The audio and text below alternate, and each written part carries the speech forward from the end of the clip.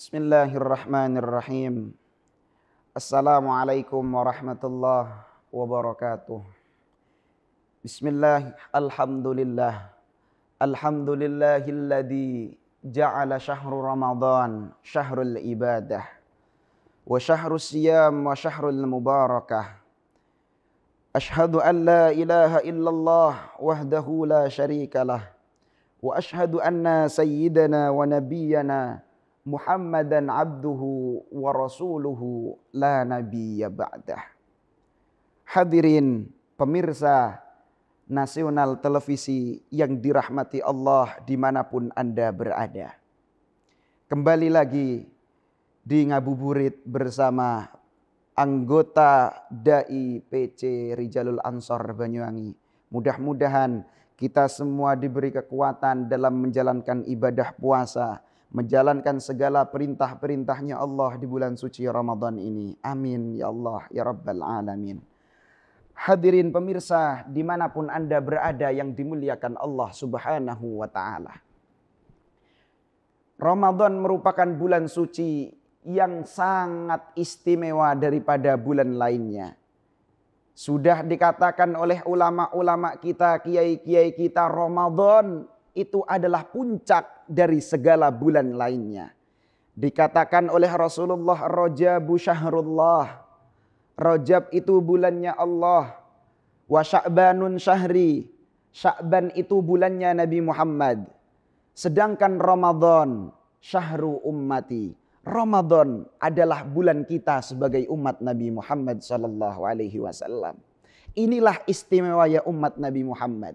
Umat Nabi Nuh alaihi salam tidak memiliki bulan yang istimewa.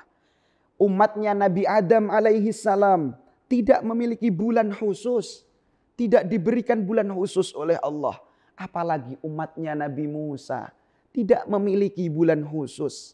Akan tetapi ketika kita semua bayangkan umat akhir, umat yang sangat kurang, jelek-jelek, hitam-hitam, kecil-kecil, diberi satu bulan istimewa oleh Allah Subhanahu wa ta'ala. Bukti mulianya Nabi Muhammad sallallahu alaihi wasallam.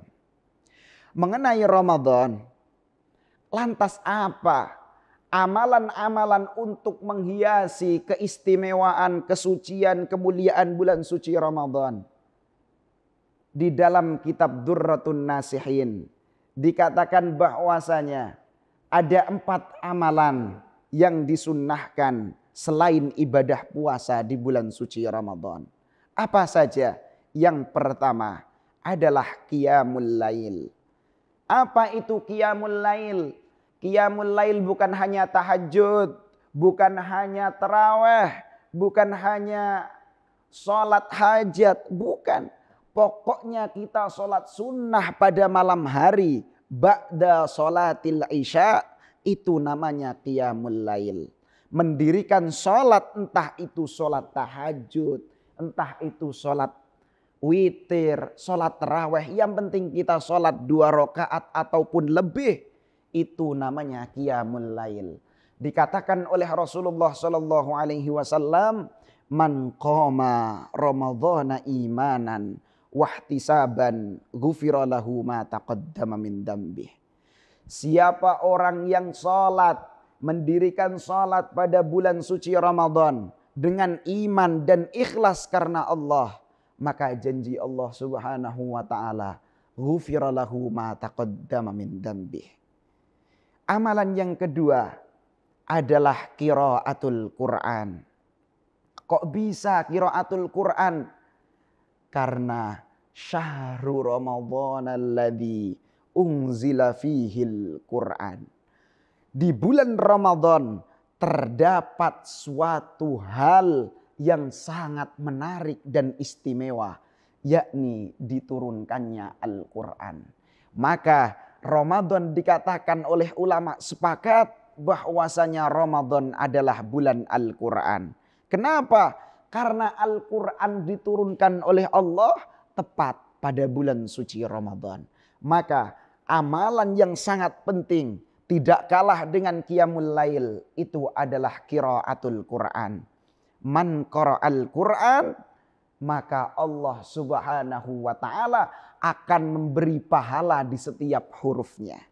Bukan hanya setiap ayat, setiap huruf. Bahkan dikatakan oleh Imam Ghazali, lafaz bismillahirrahmanirrahim bukan dihitung satu ayat oleh Allah, akan tetapi dihitung berhuruf. Ba sendiri, sin sendiri, mim sendiri, dan lafaz-lafaz yang lain, huruf-huruf yang lain dihitung sendiri oleh Allah Subhanahu wa taala. Itu adalah keistimewaan amalan membaca Al-Qur'an. Apalagi kalau kita membaca di tepat dengan bulan turunnya Al-Qur'an. Amalan yang ketiga itu adalah salat. Kata Allah Subhanahu wa taala, bukan hanya salat sunnah, tapi adalah menjaga salat wajib kita.